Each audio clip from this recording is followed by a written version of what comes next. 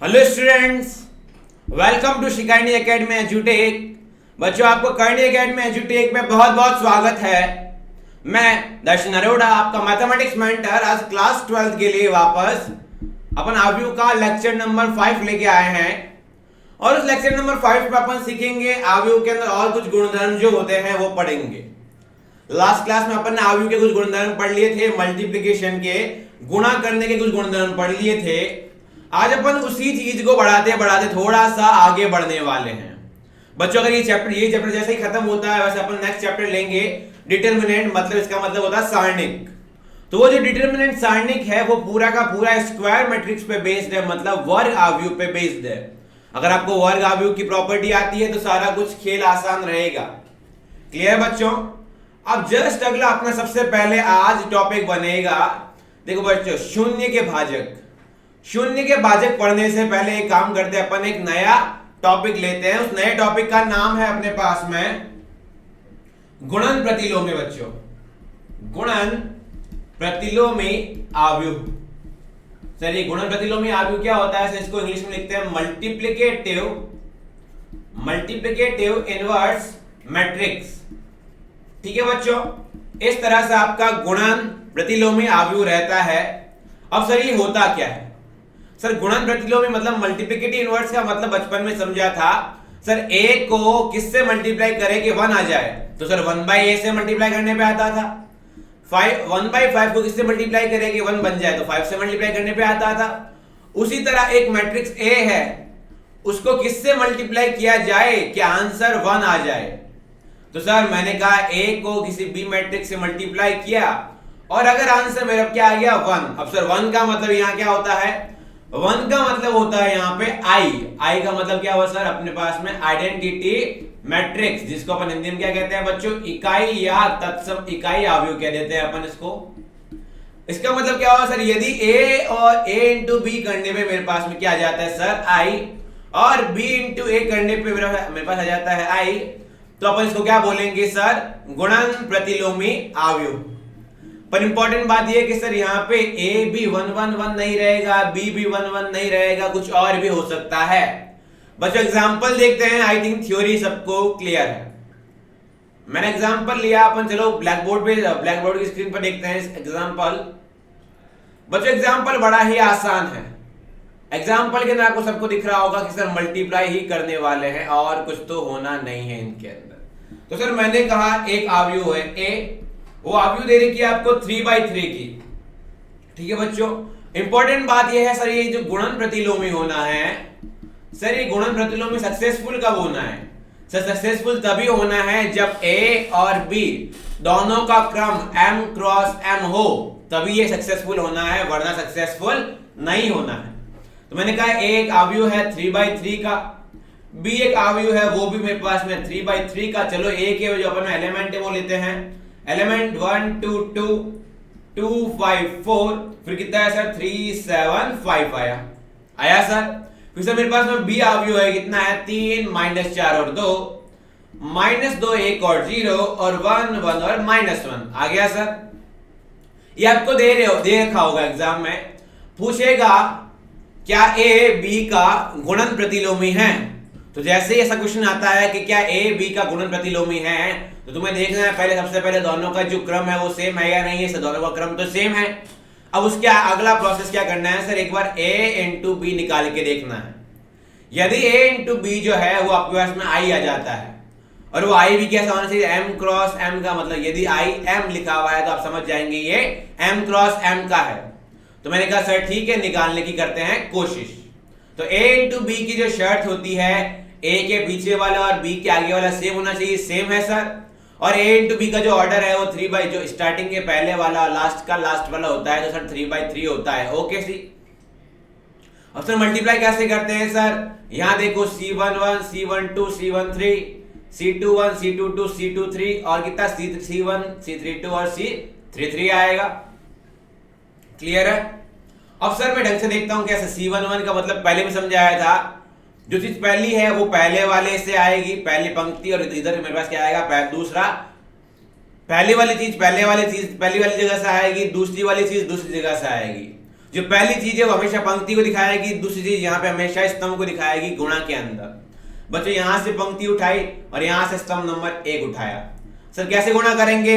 संगत अवयव करेंगे। सर 1 को 3 से क्या मेरे पास कितना आया? 3 आया। बच्चों लिख नहीं रहा हूं। 2 को -3 से क्या कितना है मेरे पास में? माइनस का 6 आया। और इस 2 को 1 से क्या कितना मेरे पास में? सर 2 आया। मैंने कहा ठीक है। अब फिर अभी भी C12 है, मतलब सर अभी भी मेरे पास पहली पंक्ति बरकरार है, यहाँ पे दूसरा कॉलम लिया जाएगा। लिया सर। 1 को -4 से क्या कितना है? -4 आया। 2 को 1 से क्या कितना है मेरे पास में? सर 2 आया। और इस 2 को लास्ट वाले 1 से क्या मेरे पास कितना आया? और 2 आया। लास्ट में सर कितना है? C13। सर अभी भी यहाँ पहली पंक्ति बरकरार, तीसरा स्तंभ आएगा। 1 को इस 2 से क्या कितना आया? 2 आया। 2 को 0 से करने पे 0 आया और 2 को -1 से करने पे -1 आया। क्लियर है? अब बच्चों यहाँ पे मैं थोड़ा ढंग से देखता हूं, मेरे पास में 2 × -2 सॉरी अपन क्या करेंगे अब? सर C21 आया तो सर ये दूसरी पंक्ति और यहाँ पे पहला स्तंभ ये रहा। 2 × 3 मेरे पास कितना हुआ? सर 6 हुआ। 5 × -2 मेरे पास कितना हुआ? -10 हुआ। और 4 × 1 कितना हुआ मेरे पास में? 4 हुआ। क्लियर है बच्चों? अब सर यहाँ कितना? सर यहाँ पे C22 है। सर दूसरी पंक्ति कायम है, यहाँ से दूसरा स्तंभ लेंगे। 2 × -4 करने पे बच्चों कितना आएगा? 2 × -4 पे -8 आया। 5 × 1 पे आपके पास में कितना आया? प्लस का 5 आया। और सर 4 × 1 पे कितना है आपके पास में? 4 आया। आ गया सर? सर आगे देखते हैं। सर यहाँ पे C23 आया। C23 का मतलब हुआ सर यहाँ से दूसरी पंक्ति बरकरार है, यहाँ से तीसरा स्तंभ लेंगे। दूसरी पंक्ति में 2 × 2 करेंगे 4 आया। मैंने 4 लिख दिया। फिर सर 5 × बीच वाला करेंगे 0 आया। और सर फिर जो 4 × -1 पे मेरे पास में कितना आएगा? -4 आएगा। ओके जी। अब सर क्या है? नीचे सर C31 है, मतलब तीसरी पंक्ति और यहाँ का क्या है? पहला स्तंभ। सर 3 को 3 से करेंगे मेरे पास में 9 आया। 7 को -4 में करने पे -28 आया। 5 को 1 से करने पे मेरे पास में 5 आया। ठीक है बच्चों, इस तरह से मेरे पास में आया। और फिर आगे देखो क्या बनता है अपने पास में। आगे मेरे पास में बन रहा है, आई थिंक कुछ गड़बड़ है यहाँ पे। ठीक है बच्चों, देखते कुछ जो भी गड़बड़ होगी उसको देखते हैं। 7 × -2 पे -14 आता है बच्चों, ये थोड़ी सी गड़बड़ हो गई थी अपनी। बच्चों इसको मल्टीप्लाई करेंगे आगे वाले से। 3 × -4 मेरे पास कितना बना? -12। 7 × 1 कितना बना मेरे पास में? 7। और 5 × मेरे पास में 1 कितना बना? 5। ठीक है जी। अब सर C33 का मतलब क्या हुआ? सर यहाँ से भी तीसरी और यहाँ से भी तीसरी ले लेंगे। सर 3 को 2 से गुणा करने पे 6 आया।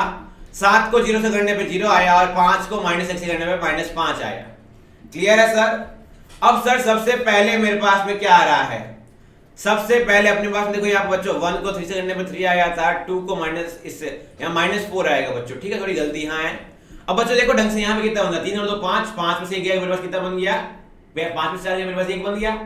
सर -4 और ये प्लस का 4 0 हो गया, यहाँ पे 0 लिख दिया। सर ये मेरे पास ये भी प्लस कितना बन गया? सर मेरे पास 0 बन गया, मैंने 0 लिख दिया। अब सर मेरे पास नीचे देखो कितना ये 10 और ये -10 कितना बना? 0। ये 20 और ये अपने पास में कितना है बच्चों? एक बार देखिए ढंग से। ये अपने पास में आया -8 + 5 + 4 में मेरे पास कितना बन गया? सर ये प्लस का 1 आया। फिर सर मेरे पास कितना आया? 0 आया। फिर लास्ट में देखो बच्चों 9 और 5 14, ये 14 0 हो गया। ये वाला मेरे पास में कितना हुआ? 0। और ये वाला मेरे पास में कितना हुआ? सर प्लस का 1। सर A × B पे मेरे पास में क्या आया? सर I आया।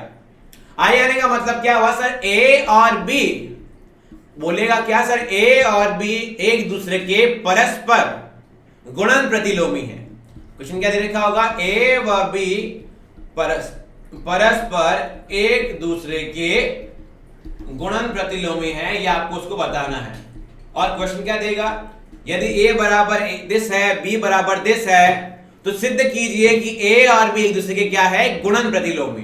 तो A और B को गुणा करना है, I लेके आना है। अब सर यहां खत्म नहीं हुआ है, आपको B × A को गुणा करना है और वहां से भी I लेके आना है। बन जाएगा बच्चों, आपको चेक करना है। A × B जैसे किया वैसे ही B × A भी आएगा और वो भी आपके पास में I बनेगा। मतलब I का मतलब सर क्या होता है? इकाई आव्यूह। इकाई आव्यूह किससे संबंधित है? सर मेरे पास में वर्ग आव्यूह से, और वर्ग आव्यूह के अंदर भी विकर्ण आव्यूह से। यदि सर विकर्ण आव्यूह के अंदर 1 1 1 आ जाए और बाकी सारी संख्याएं 0 आ जाए तो आपके पास में क्या बन जाता है? सर आपके पास में बन जाता है इकाई आव्यूह। या इकाई आव्यूह की परिभाषा क्या थी? सर इकाई आव्यूह की परिभाषा थी Aij बराबर होगा 1 यदि I बराबर j, और Aij बराबर होगा 0 यदि I is not equals to j। थोड़ी परिभाषा भी याद रखनी है आप लोगों को। सर थोड़ा सा आगे बढ़ने की करते हैं कोशिश। अगला अपने पास में जो टॉपिक है वो मेरे पास में है शून्य के भाजक। अब सर शून्य के भाजक का मतलब ढंग से समझना है। शून्य के भाजक को पहली बार इंग्लिश में बोलते हैं divisors of zero, divisors of zero. अब सर इंपॉर्टेंट बात क्या है कि यदि ए मैट्रिक्स है और एक बी मैट्रिक्स है और ए मैट्रिक्स भी नॉन जीरो है मतलब जीरो नहीं है और बी मैट्रिक्स भी जीरो नहीं है, परंतु क्या गजब की बात आएगी, परंतु ए बी बराबर जीरो हो जाए। सर ए बी बराबर जीरो का मतलब तो सर ये हुआ ना सर, ए बी बराबर नल मैट्रिक्स। मैंने कहा नल मैट्रिक्स कह दो, शून्य आव्यूह कह दो, एक ही बात है। तो सर यदि ए जीरो नहीं है, बी जीरो नहीं है और ए बी जीरो आ जाए तो मेरे पास वो क्या कहलाते हैं, ए और बी जो होते हैं उनको कहते हैं शून्य के भाजक। ऐसा देखते ही दिमाग घूम गया सर, जैसे हम 2 into 3 करते हैं कभी भी जीरो नहीं आता, 2 into 0 करते हैं तो जीरो आता है, क्योंकि दोनों में से एक को जीरो तो होना पड़ता है। मैंने कहा आव्यूह में ऐसा नहीं होता। ऐसा क्यों? जरूरी नहीं है, क्योंकि सर आव्यूह एक संख्या नहीं है, आव्यूह के अंदर संख्या है और अपन जानते हैं एक आव्यूह दूसरे आव्यूह से गुणा होने के बाद में क्या पता दोनों नॉन जीरो हो और नॉन जीरो से जीरो बन जाए। चलो बच्चों एक एग्जांपल देखते हैं, उस एग्जांपल के थ्रू समझते हैं सर है या नहीं है। क्वेश्चन पूछेगा आपसे एग्जाम में कि सिद्ध कीजिए कि ए व बी शून्य के भाजक हैं। तो कैसे करेंगे? क्वेश्चन ने कहा सिद्ध कीजिए कि ए व बी शून्य के भाजक है, परंतु a is not equals to 0 and b is not equals to 0, ऐसा कुछ दे रखा होगा। क्लियर है बच्चों? मतलब a के सारे एलिमेंट जीरो नहीं है और b के सारे एलिमेंट जीरो नहीं है। और सर आपको a दे रखी है, मान लिया 1 3 1 3, b दे रखा आपको -1 1 1 और -1। अपनी बुक का एग्जांपल ले रहे हैं अपन। अब सर कैसे शून्य के भाजक प्रूव करें? तो सर क्या करेंगे, पहले दोनों के लिए इंपॉर्टेंट बात क्या, शर्त सुने। शर्त होती है कि दोनों मेरे पास में होने चाहिए वर्ग आव्यूह। सर वर्ग आव्यूह का मतलब क्या हुआ सर, आव्यूह हमेशा m क्रॉस m का होना चाहिए। मैंने कहा ठीक है, a इंटू बी को मल्टीप्लाई करते हैं सर, मल्टीप्लाई करने में क्या आएगा सर, मेरे पास में 2/2 का आएगा। सर यहाँ क्या होता है, वापस देख लो एक बार, C11 C12 C21 C22। बच्चों के मन में डाउट सर आप कभी तो यहाँ C13 लिखते हो। मैंने कहा क्यों लिखता हूँ, क्योंकि मेरे पास में यहाँ पे बच्चों देखो 2/2 का मतलब क्या, मेरे पास में 2 ही रो है और 2 ही मेरे पास में क्या आएंगे सर, कॉलम आएंगे, इसलिए अपन यहाँ पे आके खत्म कर दिए। क्लियर है? अब सर a इंटू बी करना है तो C11 का मतलब क्या हुआ, पहली वाली चीज हमेशा पहले वाले से आती है, दूसरी वाली चीज दूसरे से आती है। पहली वाली हमेशा पंक्ति से संबंधित है, दूसरी वाली हमेशा स्तंभ से संबंधित है। यहां से पहली पंक्ति उठाई, यहां से पहला स्तंभ उठाया। बच्चों 1 इंटू -1 कितना हुआ, -1, 3 इंटू 1 कितना हुआ, मेरे पास में 3। क्लियर है? सर अगला मेरे पास में अगला दूसरा स्तंभ ले लेते हैं, पहली पंक्ति बरकरार है क्योंकि C12 लिखा हुआ है। सर 1 इंटू 1 कितना हुआ, 1 हुआ और 3 इंटू -1 कितना हुआ, -3 हुआ। ठीक है सर, थोड़ा सा कुछ देखते हैं, कुछ गड़बड़ तो नहीं कर रहे हैं अपन। हाँ बच्चों को थोड़ा सा देख लेते हैं। 1 3 1 3 दे रखा, -1 1 और 1 और -1 दे रखा। सर अपन ने मल्टीप्लाई किया, अपने पास में 1 इंटू -1 पे ये आया, 3 इंटू 1 पे मेरे पास में 3 आया।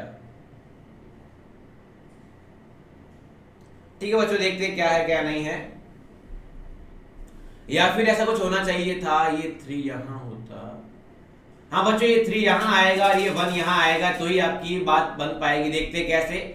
सर 1 इंटू -1 किया तो -1 आया, 1 इंटू 1 करने पे मेरे पास में 1 आया। क्लियर है? अब सर अभी भी ये बरकरार है इसके साथ में, तो 1 इंटू 1 पे 1 आया और 1 इंटू -1 पे -1 आया। ठीक है जी। सर 3 3 ये रहा, 3 इंटू -1 करेंगे सर, क्योंकि C21 आ गया, मतलब दूसरी पंक्ति आई और यहाँ से पहला स्तंभ। 3 इंटू -1 पे कितना आया, -3 आया और 3 इंटू 1 पे कितना है, मेरे पास में 3 आया। अगली बात, इसको 2 से लेंगे तो 3 को 1 से करने पे 3 और 3 को -1 से करने पे -3 आया। देख पा रहे हैं ए बी की वैल्यू कितनी बन गई सर, 0 0 0 और 0। मतलब ए बी बराबर मेरे पास में क्या आया, 0 आया, मतलब क्या आया, शून्य आव्यूह। और सर ये जो शून्य आव्यूह है यहाँ पे ए और बी के क्रम का आएगा, ये बात ध्यान रखनी है आपको। यहाँ पे जो शून्य आव्यूह होता है वो ए और बी के क्रम का आया। तो आप देख पा रहे हैं, देखो बच्चों ए बी नॉन जीरो है, ए भी नॉन जीरो बच्चों और बी भी नॉन जीरो है, पर फिर भी दोनों का गुणा 0 आया। यही चमत्कार है मैट्रिक्स का, यही चमत्कार है आव्यूह का। क्लियर है मेरी बात? बच्चों इस तरह के और भी एग्जांपल्स आपके पास में आएंगे आगे वाली बात टाइप में, आगे वाले पढ़ेंगे जब। पर इंपॉर्टेंट बात क्या है सर? इंपॉर्टेंट है कंसेप्ट। कंसेप्ट बोलता है कि यदि ए और बी दोनों मेरे पास वर्ग आव्यूह हो समान क्रम की, तो उन दोनों को गुणा करने पे अगर जीरो आ जाए, परंतु शर्त क्या है? A is not equal to zero और B is not equal to zero, तो मेरे पास वो क्या बन जाता है सर? वो मेरे पास बन जाते हैं शून्य के भाजक। अब बच्चों थोड़ा सा एक सिंपल एग्जांपल लेता हूं। आपको क्वेश्चन दे रखा है ए दे रखा है 1 2 3 और 4। आपको बोलता है ज्ञात कीजिए, या फिर बोलता है मान निकालिए, है ना बच्चों, मान निकालिए ए स्क्वायर का। तो अपन तो ए स्क्वायर का मतलब जानते सर, कोई भी नंबर है, नंबर का स्क्वायर कर लेते, मेरे पास में क्या आ जाता है? आंसर आ जाता है। परंतु आप यहां देख पा रहे हैं ये कोई नंबर नहीं है, इसके अंदर नंबर, आव्यूह कोई नंबर नहीं है, आव्यूह के अंदर नंबर है। तो सर कैसे किया जाए? तो सर करने का तरीका देखते हैं। ए स्क्वायर का मतलब होता है यहां पे a इंटू ए, ठीक है जी, a इंटू ए। मैंने मान लिया मेरे पास में 2/2 की है, और सर यहां पे भी शर्त होनी चाहिए सर, आप जब भी इस तरह से मल्टीप्लाई करेंगे a को a से, तो आपके पास में शर्त आ जाएगी यहां पे फिलहाल के लिए कि सर m क्रॉस m इसका क्रम होना चाहिए। मैंने a इंटू ए किया, मेरे पास में देखे बच्चों कितना बन रहा है? a इंटू ए का मतलब क्या हो सर? a को a से मल्टीप्लाई करना, तो a को a से मल्टीप्लाई करने के लिए वापस a को यहां लिख दिया भैया, तभी तो मल्टीप्लाई कर पाऊंगा। सर यहां से पहली पंक्ति और यहां से पहला स्तंभ लेते हैं। अब तो सर प्रैक्टिस हो गई बहुत ज्यादा। एक को 1 से किया 1 आया, 3 को 2 से किया 6 आया। सर पहली पंक्ति बरकरार, दूसरा स्तंभ ले लीजिए, 1 इंटू 3 पे 3 आया, 3 इंटू 4 पे 12 आया। सर दूसरी पंक्ति ले लीजिए, यहां से पहला स्तंभ ले लीजिए, 2 इंटू 1 पे 2 आया, 4 इंटू 2 पे 8 आया। सर यहां से मेरे पास में दूसरी पंक्ति और यहां पे मेरे पास में दूसरा स्तंभ है, 2 इंटू 3 पे मेरे पास 6 आया और 4 इंटू 4 पे 16 आया। देख पा रहे सारे बच्चे, यहाँ 7 आया, यहाँ मेरे पास 15 आया, यहाँ मेरे पास में कितना आया? 10 आया, मेरे पास कितना है? 22 आया। इसको बोल देते हैं ए स्क्वायर, कोई प्रॉब्लम वाली बात नहीं है। अब सर अगर कोई ये नंबर होता, तो नंबर का 1 का स्क्वायर 1 होता, 3 का स्क्वायर 9 होता, परंतु यहाँ इस तरह से नहीं है। पूरा ही कहानी चेंज है, पूरा ही खेल परिवर्तित है। अब सर अगर पूरा ही खेल परिवर्तित है तो थोड़ा सोचना ही पड़ेगा। मैंने कहा हाँ। अब सर यहां से ए स्क्वायर आ गया, मैंने पूछा ए क्यूब निकालो। जैसे ही ए क्यूब कहा सर कैसे निकाले, मैंने कहा एक काम करो, पहले वाला ए स्क्वायर निकाला हुआ ही है, उसको ए से मल्टीप्लाई कर दो, ए क्यूब आ जाएगा। तो सर आप लोगों ने कहा सर इतना आसान, मैं कहा इतना आसान है, जो पहले दे रखा है उसको वापस करना है। सर करते हैं एक बार। सर क्या करेंगे? ए क्यूब के लिए क्या करेंगे अपन? ए स्क्वायर इंटू ए कर लेंगे। ए स्क्वायर कितना है मेरे पास? सर 7 15 10 और 22 आया। सर इसके बाद में ए कितना है अपने पास में? ए दे रखा है 1 2 3 और 4 दे रखा है। ये सर ये भी 2/2 का, ये भी 2/2 का। करते हैं बच्चों इसको मल्टीप्लाई। मल्टीप्लाई करने में देखो बच्चों क्या बनता है। सर पहली पंक्ति और पहला स्तंभ, 7 इंटू 1 पे 7 बना, 15 इंटू 2 पे 30 बना, 7 इंटू अगला स्तंभ आएगा मेरे पास में 7 इंटू 3 पे 21 बना, 15 चौक 60 बना। अब सर दूसरी पंक्ति और पहला स्तंभ 10 इंटू 1 पे 10 बना और 22 इंटू 2 पे 44 बना, 44 बना। सर 10 को 3 से करने पे 30 आया और 22 को 4 से करने पे 88 आया। यदि बच्चों आपको क्लियर होता है तो जल्दी से क्लियर कमेंट करते रहिएगा। आगे करते हैं, ऐड करते गए, 37 आया, यहाँ मेरे पास कितना है? 81। फिर आगे आया मेरे पास में 54 और यहाँ मेरे पास में आया 118। ये मेरे पास में और 2/2 किया। इस तरह से आप जितना चाहे उतनी ए की पावर निकाल सकते हैं, बशर्ते आपको स्क्वायर नहीं करना है। आपको क्या करना है? ए को ए से गुणा करने पे ए स्क्वायर आता है। ए क्यूब कैसे आता है सर? ए स्क्वायर को ए से करने पे। ए की पावर 4 कहां से आता है सर? ए क्यूब को ए से गुणा करने पे। आई थिंक सबको क्लियर है सर किस तरह से करेंगे।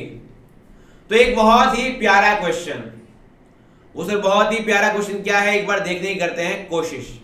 मैंने बोला ए कोई आव्यूह है 1, 0, 0, 1। इसी तरह से या तो इसी तरह से आव्यूह होगी। आई थिंक आपके पास में बोलेगा ए स्क्वायर ज्ञात कीजिए।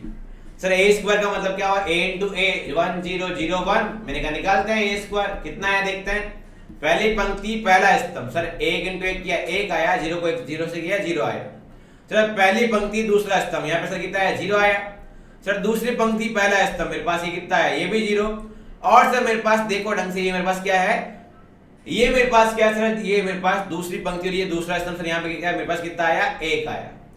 तो बच्चों देख पा रहे हैं, सारे बच्चे देख पा रहे हैं, ये जो ए लिखा हुआ है क्या ये मेरे पास में एक तरह का विकर्ण आव्यूह है? क्योंकि सर विकर्ण आव्यूह के अंदर शर्त क्या होती है, aij 1 होगा जब i बराबर j, और aij 0 होगा जब i is not equal to j।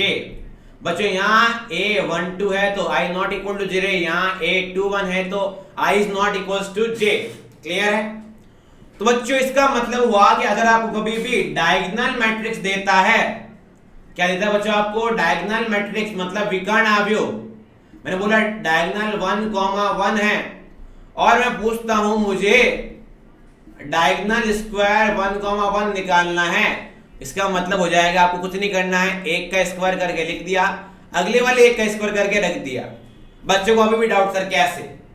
तो मैंने कहा आओ थोड़ा और समझते हैं। अब सर मैंने मान लिया कि मेरे को a दे रखा है 2002।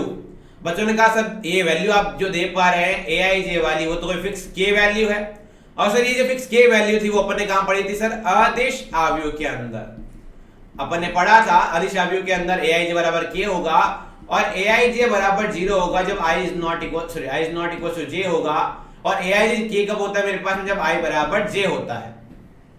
क्लियर है? अब सर मुझे निकालना है यहाँ पे a का स्क्वायर। a का स्क्वायर मतलब क्या होगा सर? मेरे पास में a को a से करना है 2002, इस तरह से होगा। a स्क्वायर कितना है sir? a into a, multiply करते आओ बच्चों। सर ये पहली वाली चीज पहले कॉलम से, तो 2 इंटू 2 कितना हुआ 4, 0 इंटू 0 कितना हुआ 0। सर पहली पंक्ति दूसरे स्तंभ से 2 इंटू 0 पे 0, 0 इंटू 2 पे मेरे पास में 0 आया। फिर 0,2 को मेरे पास में इससे करना है तो मेरे पास 0 आया, 0,2 को इससे करना है तो मेरे पास में 4 आया। आई थिंक मल्टीप्लाई करना सीख गए सारे लोग, इसलिए मैंने थोड़ा सा फास्ट किया है। क्या आप देख पा रहे हैं? यदि मेरे पास में कोई भी विकर्ण आव्यूह या फिर अदिश आव्यूह है तो उसका जो स्क्वायर करते हैं उसमें किसी पे फर्क नहीं पड़ता, सिर्फ और सिर्फ फर्क पड़ता है किस पे सर? जो aij जहां पे वैल्यू दे रखी है, तो aij अगर 2 था तो 2 का स्क्वायर 4 हुआ, इस तरह से हुआ।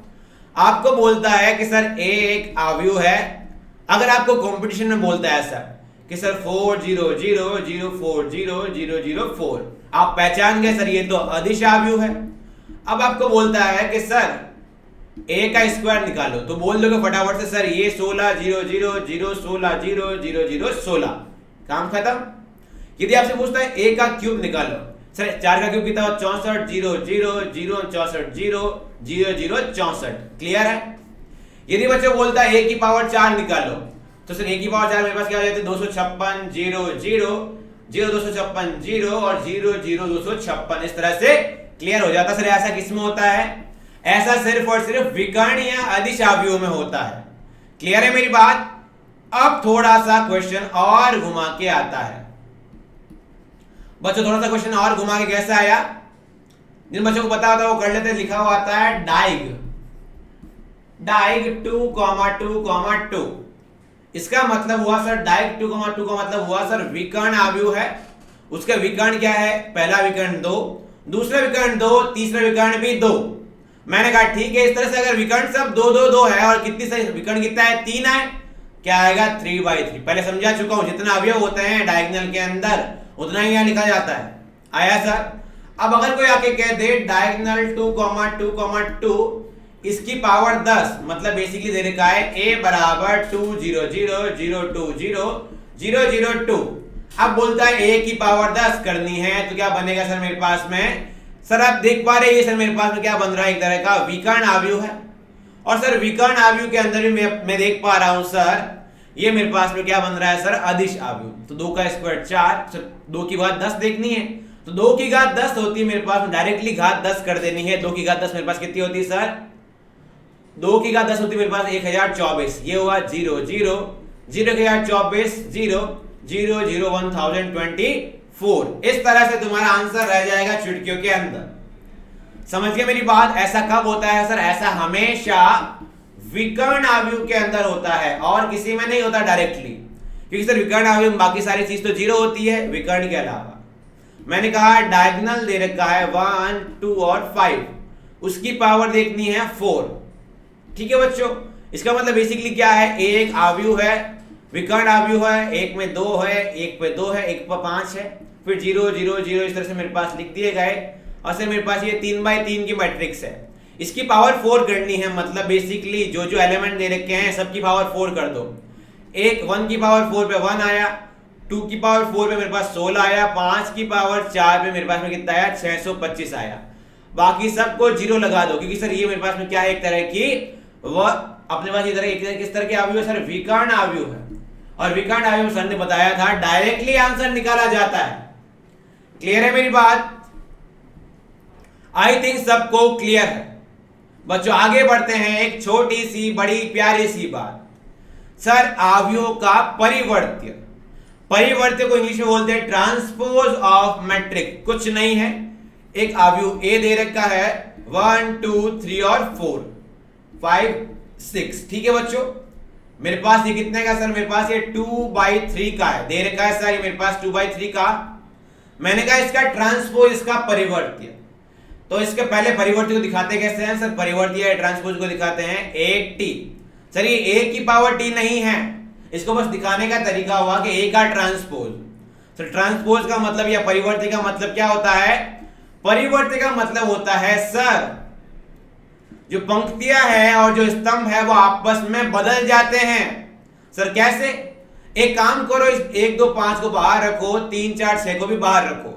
अब मैंने कहा ये जो पंक्ति है वो किसमें कन्वर्ट हो जाएगी? स्तंभ के अंदर। तो सर इस पंक्ति को स्तंभ में कन्वर्ट करने के लिए कैसे लिखूंगा? इसको कन्वर्ट करने के लिए अपन कैसे लिखेंगे बच्चों? 1 2 और 5 इस तरह लिखा जाएगा। तो ये मेरे पास में आया 1 2 और 5। सर ये 3 4 6 को कन्वर्ट करने के लिए क्या लिखा जाएगा? 3 4 और 6 दिया है मेरे पास में, 3 4 और 6 आया सर। अब सर देखो इसका ऑर्डर क्या हुआ। सर ऑर्डर 1 2 3, 3 पंक्तियां हो गई और सर 2 कॉलम हो गए। तो इसका जो ऑर्डर है, अगर A का ऑर्डर m क्रॉस n है तो A ट्रांसपोज का ऑर्डर बन जाएगा n क्रॉस m। समझ गए मेरी बात? यदि A का ऑर्डर n क्रॉस n है, मतलब 2/3 यहां पे था तो उसका उल्टा 3/2 यहां बना। थोड़ा और देखते हैं, सर ये ट्रांसपोज जगह जगह काम आने वाला है। थोड़ा और देखते हैं, मैंने कहा एक आव्यूह है 1 3 4 0 1 3 0 0 1 2 आया, 3/3 का है। मैंने कहा A का ट्रांसपोज। बस A का ट्रांसपोज क्या हो जाएगा सर, मेरे पास में ये जो चीज है इसको यहां लिख दो, नीचे की तरफ लिख दिया 1 3 4। इसको कहां लिखना सर? आगे वाले खंबे पे 0 1 3। इसको कहां लिखना? आगे वाले खंबे पे 0 1 और 2। समझ गए मेरी बात? ये A ट्रांसपोज हुआ। यदि बच्चों मैं आपको A एक और देता हूं, अब सुनना थोड़ी बात मेरी बात।